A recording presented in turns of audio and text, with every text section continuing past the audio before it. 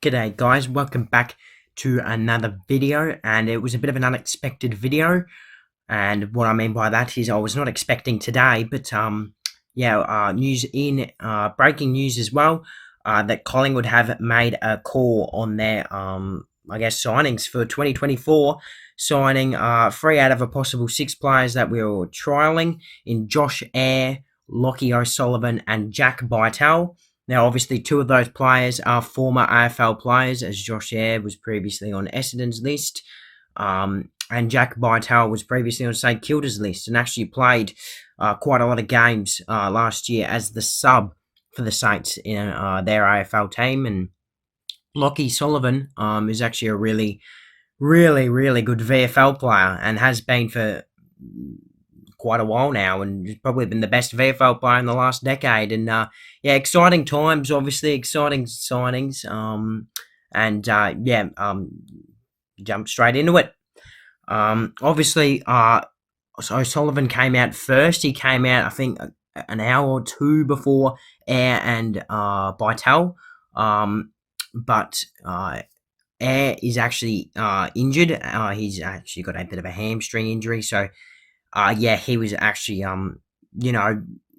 going to get a contract. Let's just say, or predicted to be the first to have a contract last week, but then got injured, and they were a bit hesitant. But then again, we kind of do need a little bit more key forward depth, so we've signed him, but he probably won't be playing in our VFL side until quite a while.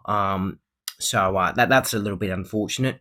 The other 3 players as well that I do want to mention that we were trialling were Campbell Hustwaite, obviously our VFL captain, Sam Sophronitis. I don't know if I'm saying that right at all, but I have no clue who this guy is. But apparently he's been training pretty well and was a bit unlucky. And Brian Teakle, who's obviously been on Port's list for a couple of years now.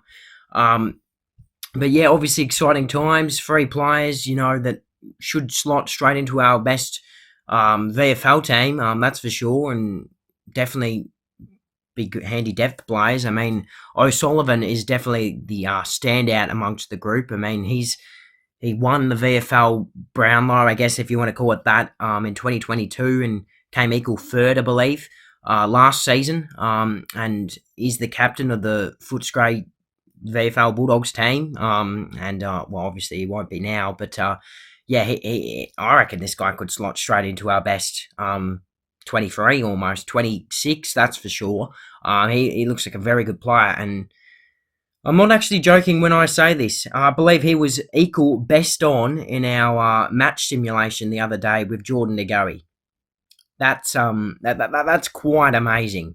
Of a team that's coming off a grand final win, this VFL superstar just comes in, trials out, absolutely blows the club away. We were thinking about signing him for our VFL program, but Craig McRae was so impressed, he insisted that he had to be signed straight away, pretty much, after that game, that match sim the other day. It was unbelievable. I think it was almost a week ago now, but he was absolutely ridiculously good. Jordan Degoe was probably a little bit better than him, I want to say, in my opinion. I didn't see too much. There was a couple other standouts.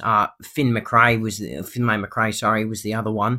That was another pretty big standout in the midfield, and Quainer in defence, and Ash Johnson up forward. Very, very excited for O'Sullivan, or is it Lockie Sullivan or Lockie O'Sullivan? I don't know which one, but I'm very, very excited for him to be on the list, and I'm excited to see what Bytel and Eyre can do as handy depth players as well.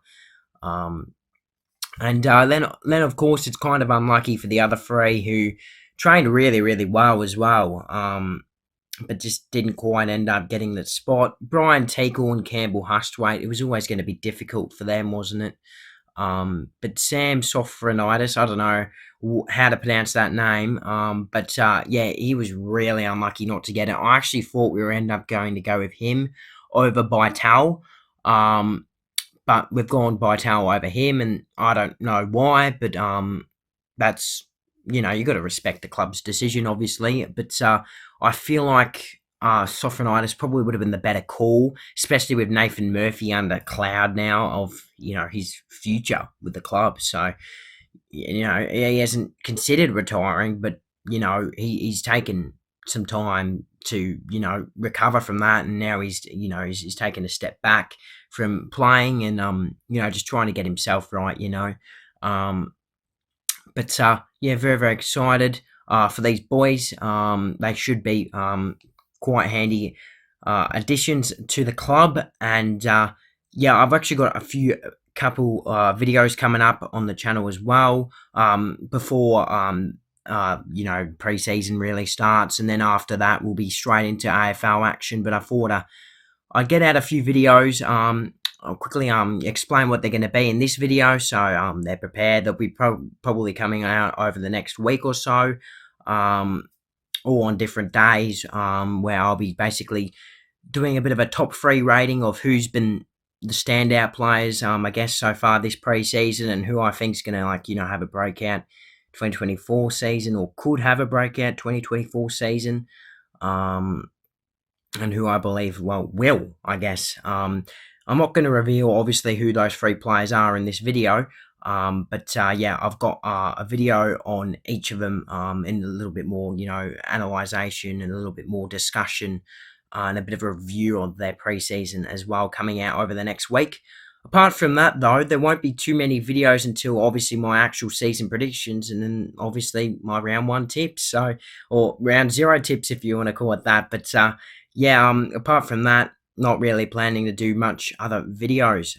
I haven't been posting much over the preseason, but I will obviously be posting during the AFL season. But it's been quite hard as well to post when you're right in the middle of your school years. So next 3 years, I want to say year 10, 11 and 12, there'll be basically no content throughout the pre-season, the off-season, if you want to call it that. But yeah, very very limited videos, probably just tipping videos, and weekly tipping videos, and Collingwood reviews and stuff like that every week or so. And like sometimes I might even miss one, which might be a bit unfortunate, but that's kind of how it's going to go for the next few years, I feel. And then after that, I have no clue where this channel is going to go at. So a bit of a channel update. If you know my other channel as well, Scooby Doo Forever, I'll probably do another channel update for that as well. But yeah, quite excited to be jumping into the 2024 AFL season. My season predictions will be out in a couple weeks, so stay tuned for that. It's going to be a crazy big video. And yeah, thanks for watching, and I'll see you in the next one.